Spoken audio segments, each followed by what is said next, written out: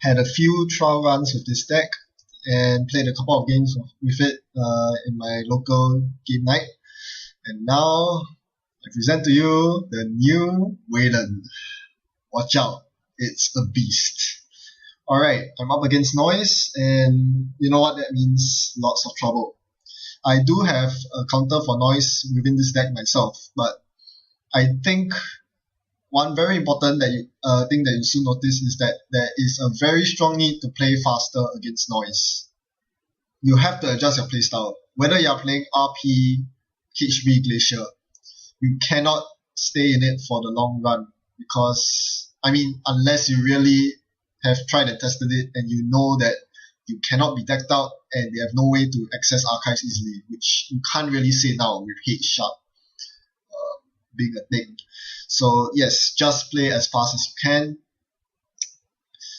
Alright, so let's just dig into this game. I immediately iced up archives after he pulled out the priority requisition. I was really hoping he wouldn't run archives so quickly. With him having stolen one agenda now, I was forced to ice up archives. At least make it such that he cannot really check it every single turn. That is so important. And then I set up the combo, which is Eliza's toolbox in a very secure remote server. So there's no way he's going to get into this server. And once I rest the Hadrian's Wall on Eliza's toolbox server, there is absolutely no way he's getting in. So that's looking really good for me. He installs a Parasite on my ice wall. And I look in my HQ, I see that there are 2 cards and one of them is an agenda. So a 3-point agenda at that. So no way. I'm not going to let him get in the next turn. Triple advance. That's the great thing you can do with Wayland, and it really hoses Noise Parasite pretty badly. Ice Wall is so good against Noise. Especially those who don't bother to pack Corroders at all. You can really punish them harder than even a wraparound can. Alright.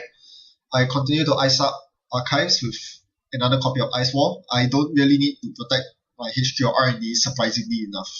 Caduceus is very, very secure. It is one of the few 3-strength ice that are really effective since he has 0 link, and Ice Wall is advanceable. Now I draw into my hard counter to Noise, which is Elizabeth Mills.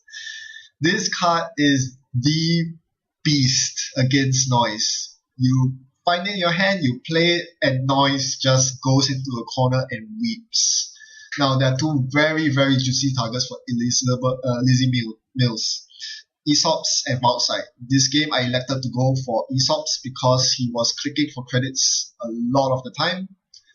He didn't seem to be finding his caches, and most importantly, I'm relying on him having no credits to win because I have the Ash in the remote server, and that is my last line of defense. So as long as I maintain a credit lead over him, I should be good.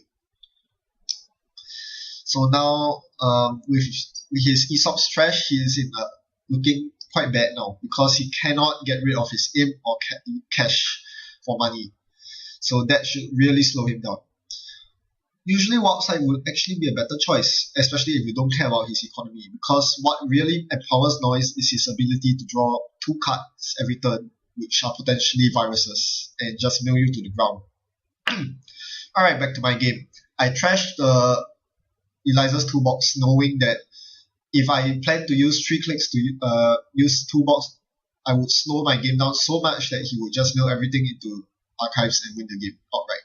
So I needed to close the game out immediately, and the only way to do that was to score my government contracts. So that was that. That left me dirt broke, so I needed to credit up with government contracts and Beanstalk. He installed a David, so thankfully he's not able to get through any of my cheap ice, not the Ice Wall, not the Caduceus, not the Enigma, but the big ice are useless. Another reason why Eliza's toolbox does badly against Noise. So at this point, I decided that there was no point waiting it out anymore. He doesn't seem to be installing Eclipsis, doesn't seem to be interested at all, and I've got 2 strength ice protecting the remote. Put my priority right inside. I challenge him to come in. So he tries, and I don't rest the outer ice, and he realizes there's nothing much he can do to stop me now. he only has a data sucker in his archives along with the parasite that's installed on Ice Wall. That's not enough to get him through because he doesn't have enough credits to install it. So he lost the game.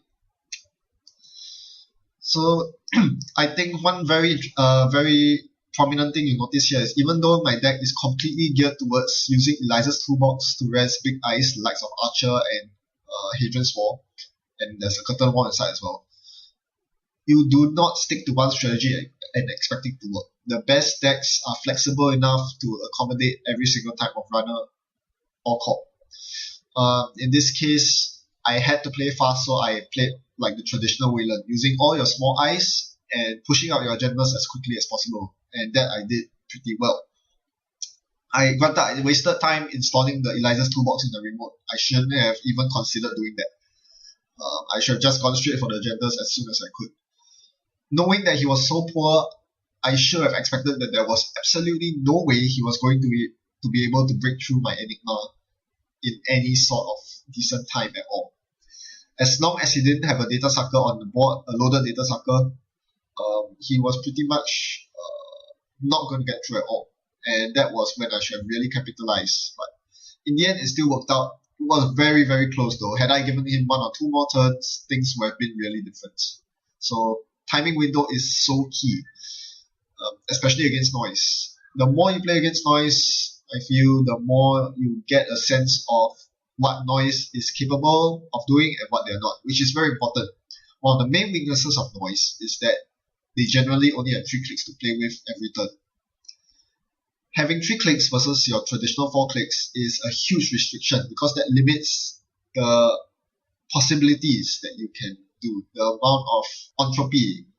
Ironically enough, Lennox are supposed to be a chaotic faction, but they can only do so much with 3 clicks. Like, they can only charge so many Crypsis tokens, they can install only so many data suckers and parasites to bring down your ice. So if you know perfectly well what they are capable of and what they're not capable of, you stand a pretty good chance of stopping them.